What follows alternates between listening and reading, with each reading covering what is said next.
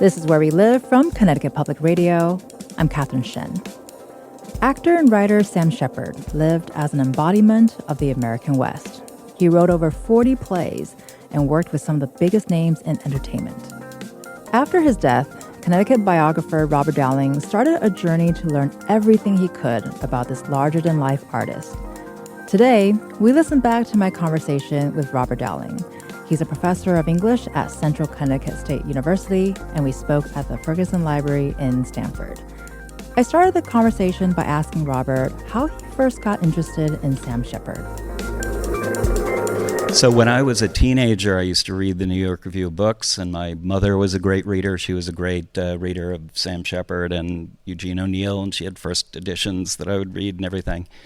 And I had a copy of the New York Review of Books with a cover article by Mark Makoko with a David Levine caricature of Shepard, and just that description of Shepard as this punk rock cowboy just really spoke to me, and I loved the article. I can't say I understood it at the time. I'm not sure I understand it today, actually. But then I went to see True West, which is Sam Shepard's most famous play with, it's a very famous production with Philip Seymour Hoffman and John C. Reilly on Broadway.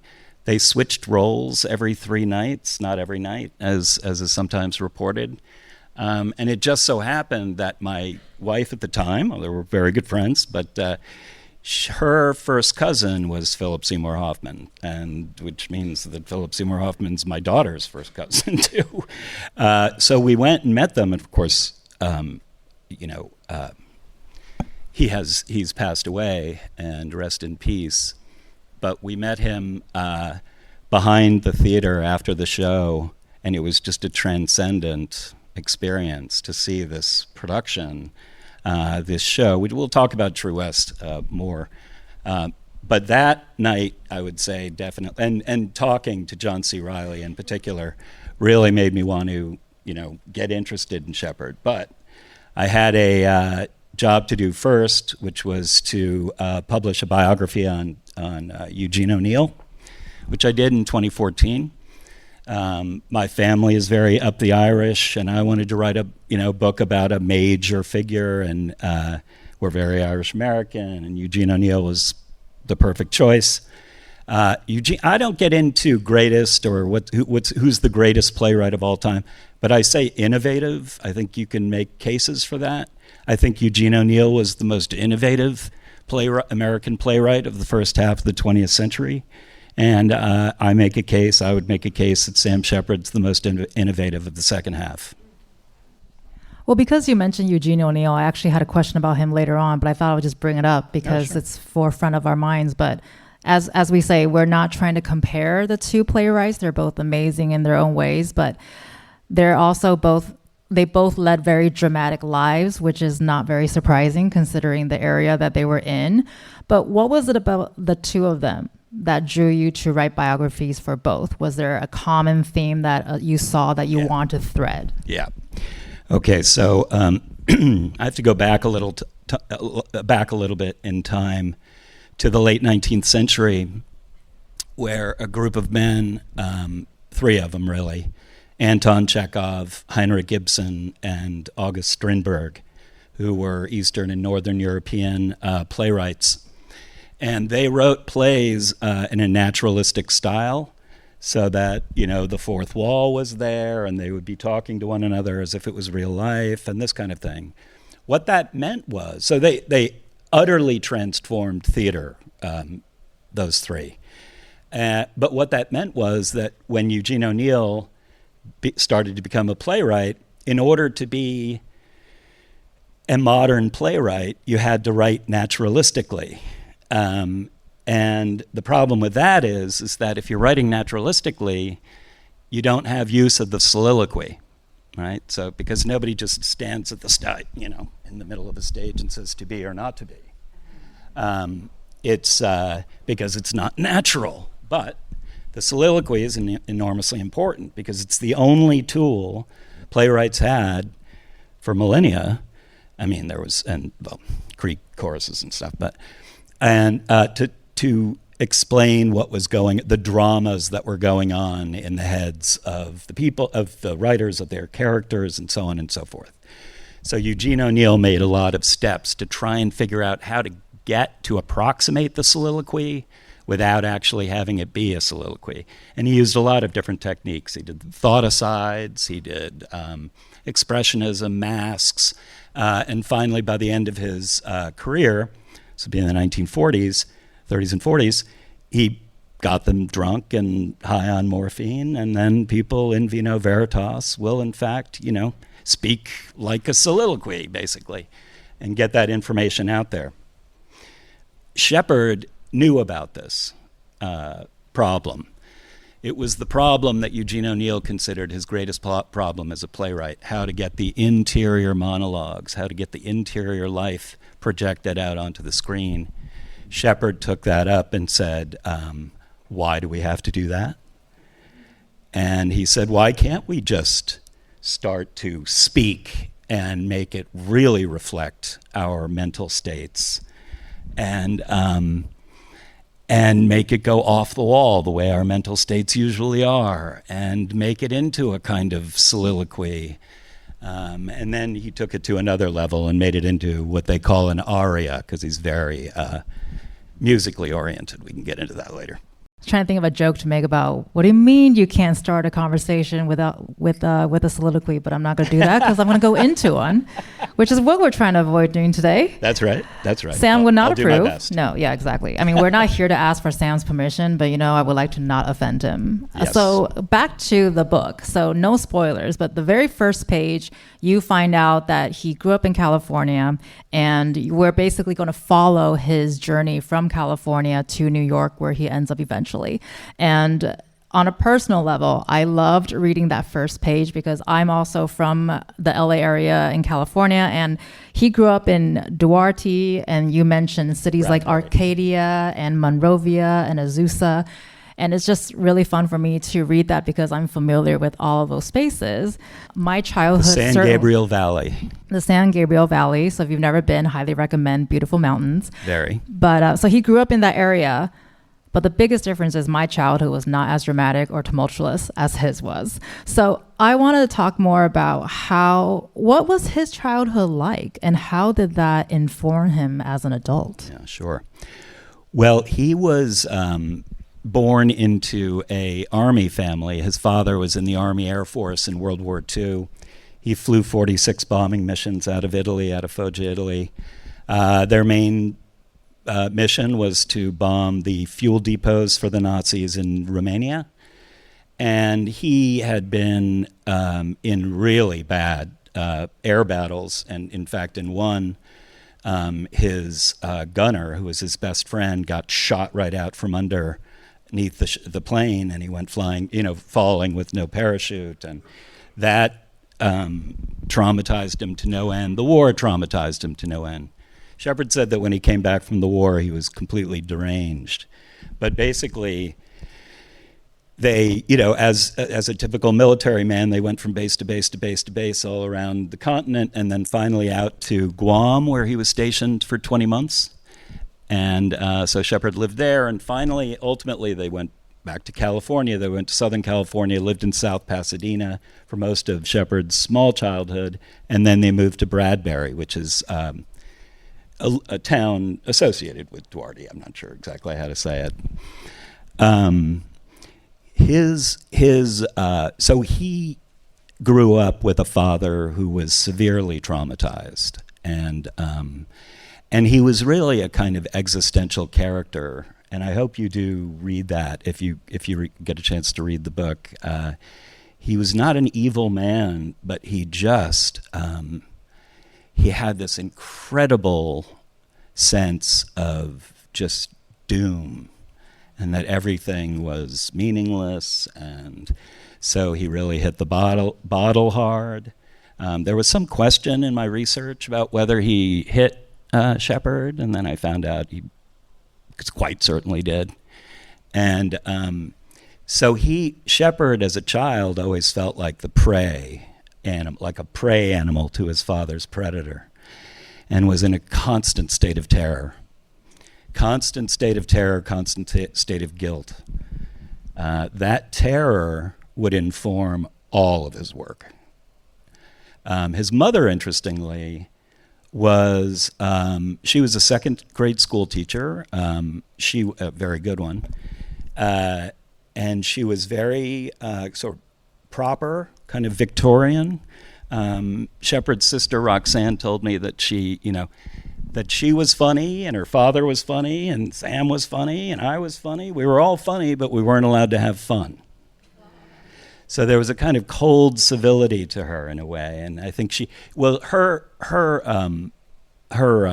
father was a great impressionist painter, and he studied under H.O. Tanner in Paris, and he worked at the Chicago Institute as a professor of art there for over 25 years or something. So she was from a kind of rarefied cultural place at first, and so they lived in Bradbury, which kind of looks down on the Duarte proper, but they didn't have much money. They were both just school teachers, and but he had an avocado ranch, he had a horse, he had a lot of work to do, and so he and Shepard just clashed throughout his childhood. Well, and I think if you're familiar with his plays, you can kind of literally read the lines and you can see what Robert is describing of his childhood. And building on what you just shared, I think hereditary traits are a major theme for Sam in his work. And I think I'm not sure if obsession was the word. It's close. He really dug deep into his own trauma and presented on the pages. And so he talks a lot about the influences that happens when you're living with a violent man. And something that you had in your book that struck me really hard is he had mentioned that he believed his mom's bloodline was his only hope. So that's pretty powerful to hear from a person, let alone a man who grew up in that era. So that would come from his father, in fact, because his father told him, "What do you think, you're going to escape somehow?" And he'd say, "Escape what?" "Escape the blood, our family's blood." That he belonged truly to a long line of 7 Samuel Shepard Rogerses. He is actually the 4th, just because one of the Samuel Rogerses didn't put Shepard in there. But basically he was one of a long line of 7. And his father persistently told him all 7 of them were just drunk and, violent and just had this, he called it nitroglycerin in the bloodstream. And so Shepard had prepared himself for this eventuality his whole childhood, and sure enough, it came true. That was Connecticut author Robert Dowling speaking at the Ferguson Library in Stamford. He's the author of Coyote, The Dramatic Lives of Sam Shepard. This is Where We Live. I'm Catherine Shen. We'll be right back.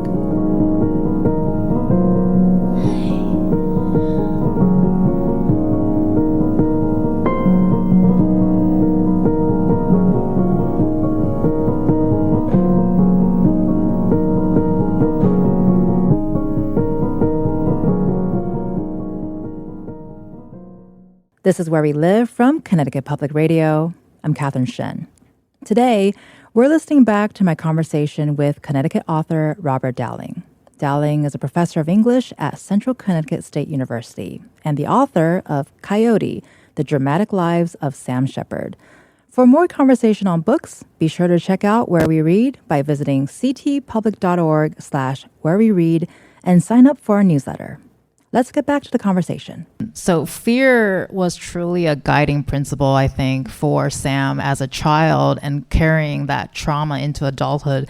So I have kind of a grocery list of phrases that I want to share with you, because for a man who wrote such sort of manly characters, he is somebody who is truly afraid of many things. So I just wanted to share a little bit of some of the things that he's afraid of. He had a fear of authority, flying, war, climate change, failure, abandonment, loneliness, heredity, identity, death, and escalating estrangement from reality. So I just want to take a moment to let that sit, because I feel like a lot of the things on that list are things that we're all afraid of in some way. But when you put it as a list, that seems pretty intense. So in many ways, I feel like he presents himself as a very fearless man. But in fact, he's actually really afraid of many things. He is shaking in his boots virtually all the time. But what he said was, and what I mentioned in the introduction to make this perfectly clear, is that he believed that, well, you guys probably know that anger is considered kind of a secondary emotion to fear, fear being the primary emotion. It can come out as anger, which it did with him. He called it his instant animal. What I was going to say is that he said, you know, when you see a guy who basically looks like him, a tough guy, you know, ornery, you know, acting the machismo. He said, you know, I mean, machismo is not really necessarily a bad thing. I mean, when it first came out, it was a man who could, you know, handle fearsome situations and that kind of thing. But he said, as it grew, as time moves by, these men are proving themselves to be that this is a mask. That the toughest guys you meet, you know, they are the most terrified. And he said, you can bet your boots on that, which is fascinating because it fits with him perfectly. Were you surprised that he was so, or his willingness to be so vulnerable? Did that come as a surprise to you? Yes, absolutely. Yes. But, you know, you understand, he kind of sets us up for this because one of his most famous play and his preferred play was True West. And has anybody seen True West? Just a few, yeah, read it. So it's about these two brothers. One of them's this kind of roughneck cat burglar guy who lives out in the desert on his own, like their father does. The other one is a put-together, civil, accomplished screenwriter, Ivy League graduate. And they hadn't seen each other for 5 years. And it's the clash between these two American archetypes of masculinity. And he was experiencing that.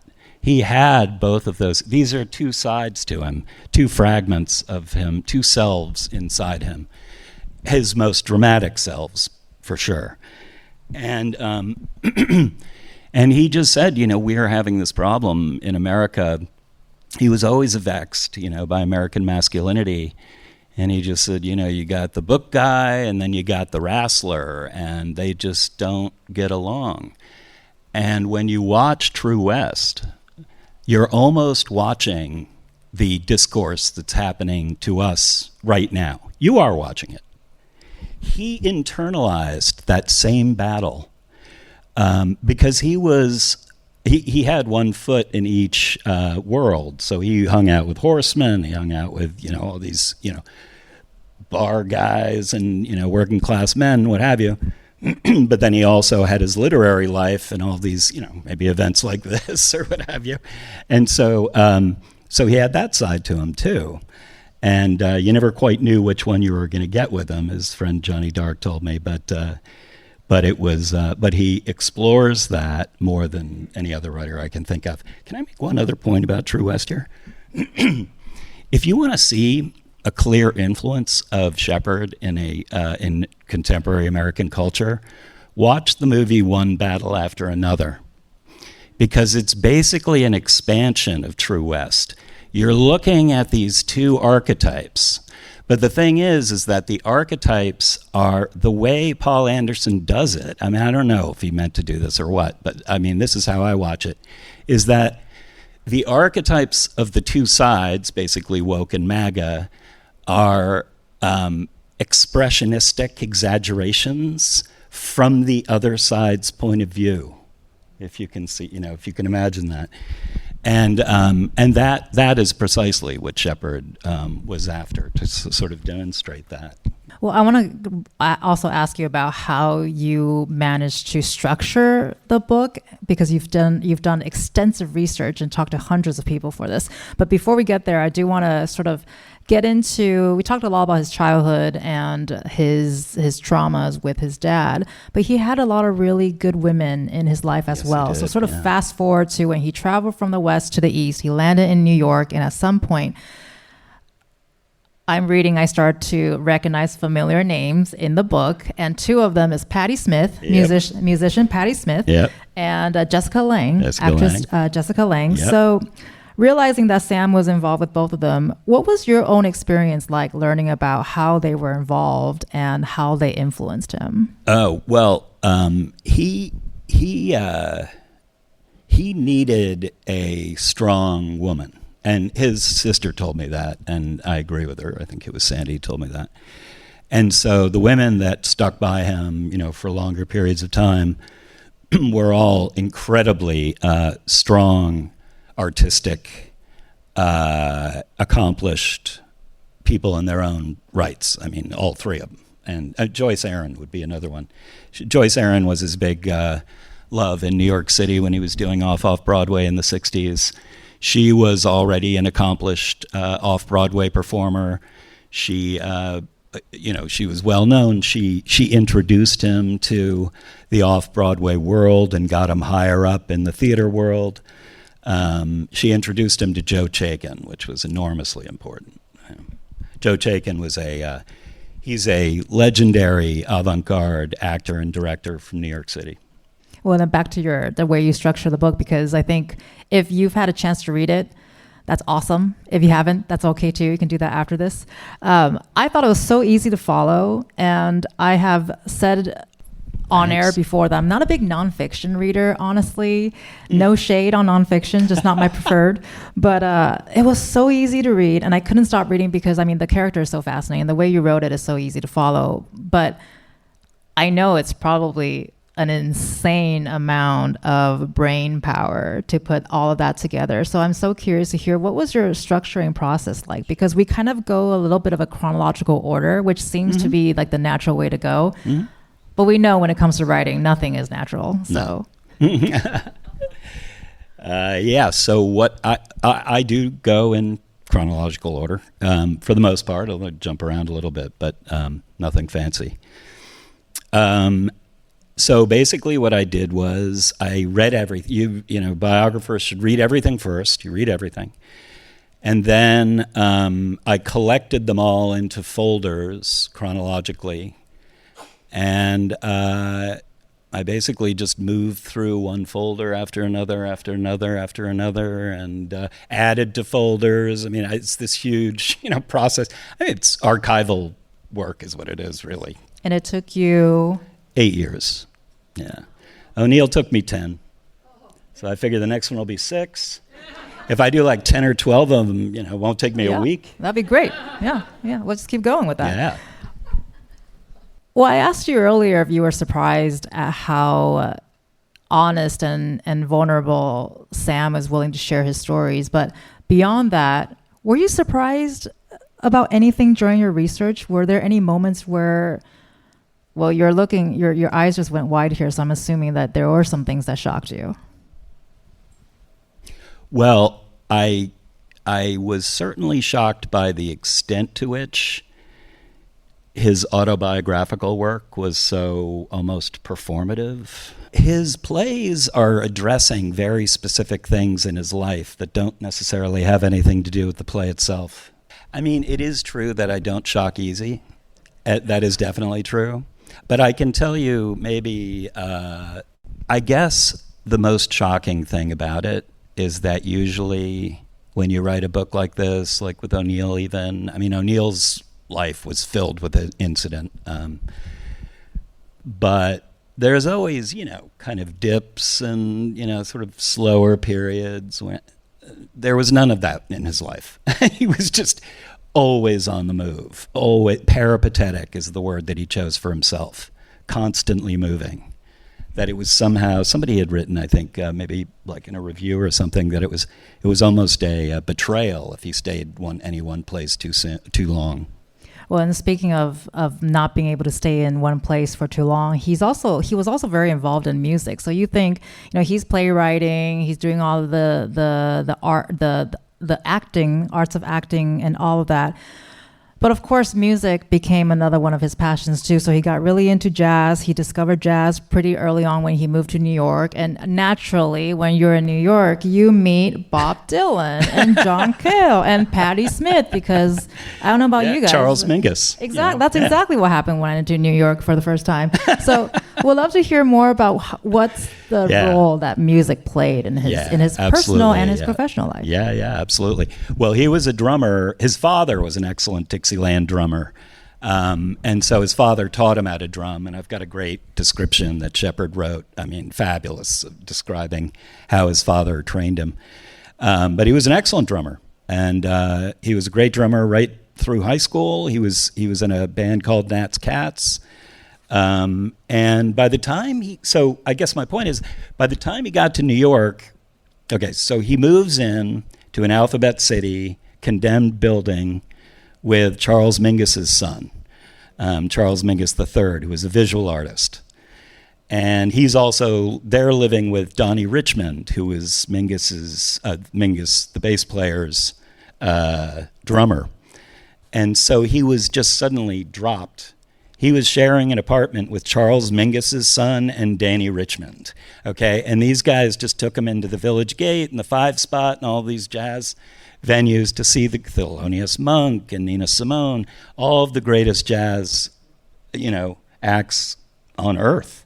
And some of them, of course, if it was at the Village Gate, Woody Allen would do some stand-up routine between gigs, or Flip Wilson or whatever. But when he first saw Charles Mingus play bass live, he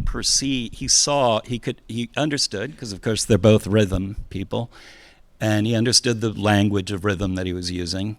But then as he was observing him, he noticed that he was using 3 rhythms at the same time. Like he'd start with one rhythm and then pop another one on there and then a third, and he'd be playing 3 rhythms together, which is very difficult. Obviously, they don't call him Charles Mingus for nothing. But Shepard saw that and said, maybe I could do something like that with theater. That dialogue itself becomes a rhythm, and he very much thought of the dialogue as beats. And, he said, look, like any rhythm, there's spaces in between them, like a word, and that the actors just have to hit that note just right, and that rhythm will be hit. Well, I'm glad you mentioned plays, because I do want to come back to his plays, because I think many of you know him from there. And I do want to spend some time talking about one called The Buried One. Has anyone here? Buried Child. Buried Child. Thanks for that. Anyone here has read that? Okay, all right, got a couple. So that's one of those plays where I read it and didn't realize it was him. And so when we were having this conversation, I revisited it and sort of looked at it with new eyes. And it's also the only play that he won a Pulitzer, which he didn't really care about, which also very on brand for his persona. But I bring this one up because I feel like it's one of those plays where you can really see how he can be both very endearing but also very not enduring at the same time. And for those of you who are not familiar with it, he also spends the first 30 pages talking about corn husking. And so I was very curious to see where this was going. And as you were mentioning earlier, that a lot of his plays may not be about what you think it's going to be. So can you just give us an idea of what this play is about, and why was this sort of his iconic one? It's so Buried Child is about, it takes place it's autobiographical. It takes place in his grandparents' house west of Chicago in Lombard, his father's parents. And his father's mother, his father had 4 other brothers, and they were all tough guys. And the mother ran that house, and boy, she scared the bejesus. So, I mean, all of the children were terrified of her. And actually, when Buried Child finally was produced, and some of Shepard's cousins went to see it, they said, wow, it's a good thing Grandma's not alive. You're lucky. Anyway, and it takes place in a particularly emotionally impactful time in the Rogers family. So just the year before, his Shepard's parents got divorced in the late '60s, and he in mid to late '60s, and his father was a vagabond and was arrested quite frequently. He spent some time in prison and back and forth. And finally, he married a woman who was a piano player, like a bar pianist, and they were living in Ensenada, Mexico, in a trailer home. And it seems like they drove back up to California to pick up Ruth. Her name is Ruth's aunt and uncle. And so they did, and then they were driving back to Mexico, and the car lost a wheel or something, and so all 4 of the passengers were thrown from the car, and the aunt was killed in that accident. And his wife blamed him, and he blamed himself, and everything was terrible, as his sister Sandy was telling me. And basically, he kind of wandered around in a drunken state for some time, and finally just, did the old Robert Frost, home is the place where if you have to go there, they have to take you in. And he went back to Lombard and was with his mother and father, who hated each other. And so they just the grandfather would just sit on the couch with a hidden bottle of something down here, and she would sort of scold everybody. She's like really powerful woman. And then Sam Shepard's character arrives, and that's when it starts to get into absurd and surreal territory. So everything seems relatively, realistic until he arrives. He and his girlfriend from New York show up, and they're both hippies, and they're musicians, and they're, existentialists, and they're all cool, hip. And they show up to this, Midwestern farm, and Shepard's father is there as a character, Tilden, kind of shuffling around, trying to steal his father's whiskey or something, And the girlfriend, the whole time, is trying to figure out what happened, because something clearly had happened. And it's interesting because what had happened had to do with Sam Sr., but what Shepard did was he makes it. It's such an appalling thing that the play itself, in its first iteration, doesn't really tell you what happened, but it's pretty clear that his grandmother and his father, fictional grandmother, fictional father, had a child together, and the grandfather, a weakness, the grandfather buried the child in the backyard. This one weakness was going to destroy everything we had done. And what Shepard always talked about with the Rogers clan was that they always felt like, and this is why he felt so deeply moved by Eugene O'Neill's Long Day's Journey into Night, was because he always felt that there was something behind happening to them, that everybody was going down with the ship, but nobody really understood why. And then, of course, there's a historical amnesia that's taking place. Scholars talk about where, when you broaden it out and think of it as an American play, the hidden stench of sin on the national narrative that we prefer not to discuss is there as well. And the Pulitzer Prize people saw that. And so I think we'll just end with this, where it feels like, reading the book, you're not trying to interpret what his philosophies were. You weren't trying to interpret what he was thinking or what he was trying to do. You really let his work and his voice, and the nearly, I think, 100 people that you spoke to for this book, you let their voices shine through and tell a story. Thank you for making that point. What was that like in terms of putting that together and being able to tell Sam's story without actually talking to him? Well, as we've discussed before, it was a work of compression. So, but there's so much to say there. And then hold on to that question, because I may ask you again what it was. I got you. Thank you. But these characters involved are just the most incredible people. I mean, I talked to Charles Mingus II at length many times. I mean, he's just unbelievable. And he spoke just like a Shepard aria. And when I asked him about it, I asked him, where did these Shepard monologues that they call arias, where did they come from? What's the origin story? And he said he listened to me. And after listening to him for over 20 hours, I agree with him. I'm sure he's right. But there were just, I mean, people and his sisters and, Ethan Hawke. It was an unbelievable guy to interview. I mean, he spoke in paragraphs and they were so moving. And, Shepard just meant so much to him. And it was really, moving that he had given me the story. It's a very, very personal story. But he obviously wanted it out there.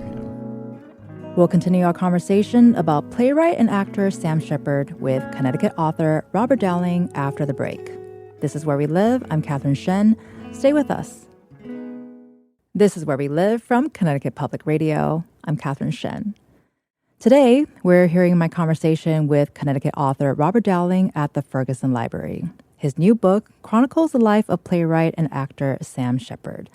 We had some time to answer a few audience questions, including why he named the biography Coyote.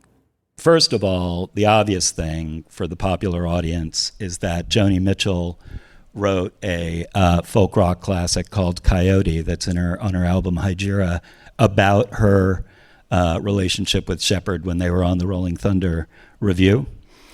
And she wrote the song Coyote about him. And it was so interesting because he didn't have like a nickname, Coyote, or anything. But if you go back into earlier plays of his, one of his characters transforms into a coyote. Anyway, so there's definitely a thematic parallel there. But more importantly, in Native American folklore, which Shepard used very respectfully, the coyote figure is a half-human trickster creator figure. So he's a world creator. That's one thing. I'll get to that in a second. But more importantly, he can be all these various things that anybody particularly needs him to be at any given time, or he wants to be that way. But they're just completely, you just never know what you're going to get with him. And, he could be, vicious or comforting or an individualist or community person. I mean, all of it, right? Anything that anybody needs, actually. And so that's what Charles Mingus told me. I said, all right, because he kept getting angry at me because I kept wanting to know facts. He's like, forget the facts. I'm like, you need to know about the essence of this man. I said, okay, well, what's the essence of the man? And he said he wants to be everything to everybody. He charted his whole life to do that, to hit all of these different, notes. What happened then, of course, is that a great many of those identities started to stay in him, and he felt overburdened by a multitude of identities, and he actually joined G.I. Gurdjieff's The Work to help him through that struggle, that mental struggle. But certainly True West is a clear example of that's two of his identities, just playing themselves out. It's actually a monodrama because they're both the same person. Although Shepard basically said that Austin was the person, Ethan Hawke told me this, that he told him that Austin was the person that he thought he was. Austin's the calmer, conventional one, who he was 5 years ago, and Lee, the tough guy, is somebody he's going to become very soon. Thank you for that question. I had that on my list and didn't get time to get to it. Hi. I'm fascinated by both books that you've written and interested in your third book, but tell me a little bit about you. Like, we didn't hear an introduction. I read what's on the flap, but what is your background, and how did you get so interested in playwrights and the theater? Well, I was very peripatetic when I was young. I was all over the place. I lived in Connecticut. I lived in New York. I lived in New York City. I lived in Italy. I lived in Russia. I lived in Czechoslovakia for a year. I lived in Southern California, France. I was bouncing all over the place, just like him. And so I really definitely affiliate with him. So it's close. Then when I guess when I was teaching in Russia, my students kept telling me I should be an actor, so I drove to Southern California, and when I got home, New York's so cold, and I was just in Moscow in the winter, and Siberia, I don't mind saying, for a month. And so I just drove myself to Southern California just to defrost, And then I tried acting, and I was in this kind of surreal spaghetti western. The director, John Iskander, is one of my very closest friends now, and friends with Sheila too, another close friend. And and then when it comes to drama, that definitely I have to give my mother full credit on that one, and I'm doing the same, hopefully, with my daughter. She said that, but she just took me to the theater all the time, just like I took my daughter to the theater all the time, and then it just becomes a normal thing. When I talk to my college students about it, it's just considered this outrageous, expedition, as if we were going to go to Alaska or something. But every time, once they go, they love it. I mean, there's nothing like it. Having live entertainment of really powerful stories in a communal setting, and you can just relieve yourself of all the data and the screens and the digitization. As a quick follow-up to that, now that you expressed you're an avid theater goer, what contemporary plays have you seen that you loved? Well, I just saw Proof. Water for Chocolate. I thought that was good. That's a contemporary one. I've seen several. Hang on. I'll tell you afterwards. I'm sorry, I'm not going to come up with it. I understand that he died of ALS, and I'm just curious. No, he died of PMA, but it's close. It's adjacent. I know everybody said he died of ALS, but he actually died of progressive muscular atrophy, which actually I just read, because I did a lot of research on this, and I read that there are ALS specialists who are considering PMA to be brought into the ALS fold. It's just that he was walking on the last day of his life, so you can't do that with ALS. He was what? He was walking. Oh, so my question was, because I just had somebody suffering with ALS. How long did he know that, and was he at all productive after he found out? Yes, he was productive. Okay, but he found out. He was not happy about this diagnosis. Who would be? But the doctor told him he had 3 to 5 years to live, because the problem with those kind of difficult neurological diseases is once the symptoms make themselves known, that it's too late for much hospice care. So he had a very difficult last couple of years, and but he, true to his nature as just writing was everything to him, and he finished not 1 but 2 books before he died, about 2 years after his diagnosis, if I can remember. And one of them is this totally wild book, the one Inside, where he just really kind of goes off. It's almost like a provocative book. He's almost sort of provoking people to. But then Spy of the First Person is his last book. It was published after he died, unfortunately, but it's a beautiful book. Did you read that? Not yet, but it's on my ever long to be read list. Yeah, it's really gorgeous, and it was pretty. And it's kind of funny though, because when I was talking to his sister about it, she said that Roxanne said that he probably would have written something really raunchy if he didn't have the PMA, because he had to dictate into a recorder, and then his two sisters and his daughter, one of those three would take the recorder, take it back, and then they would transcribe it, and then bring him back the pages, and he would edit the pages and repeat. So, and they did that for months and months and months, and it was just a marvelous, beautiful, beautiful scene. I mean, I'm sure he was in excruciating pain, but, you know, I mean, this is a very emotional book. It can't be overstated. It can't be overhyped. But it's powerfully human. And just, you know, just to see these people interacting, it's just, the emotional pitch is so high, though, that Shepard always used what they call ironic distance. His plays are really funny. I don't know if those of you who know his plays, he's a very funny writer. And in a way that O'Neill was not a funny writer, but he was a really funny person, but not a funny writer. Shepard was funny at both. He was just hilarious.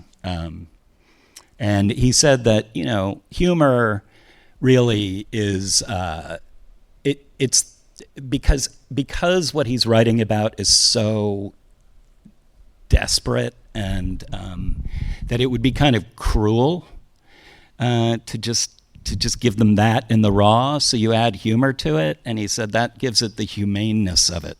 Any more questions? I think we have time for one more. Curious if Sam Shepard ever, other than dealing with his childhood trauma through his plays, did he do any emotional internal work on himself? Yes. Great question. Wonderful question. I hope you do read the book, because I'll tell you, he absolutely worked very hard on his anger, on his philandering, he had a kind of dissociative condition that I won't get into because it takes a while, but and so when he got to so New York in the 60s to him were brutal. He could not get out of there fast enough. He goes to London in the early 70s, and he still feels emotionally unmoored, and as does his wife Olan. So they call his best friend Johnny Dark, and his wife Scarlett about to be wife, had just discovered G.I. Gurdjieff's The Work, or The Fourth Way, and he was a member of it's not really a cult, it's not really a religion.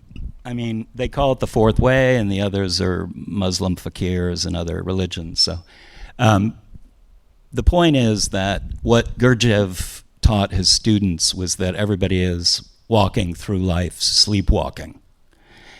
And the only way to wake yourself up is to remove all of the external projections that are placed upon you over your life, what other people are making you feel, or any of that.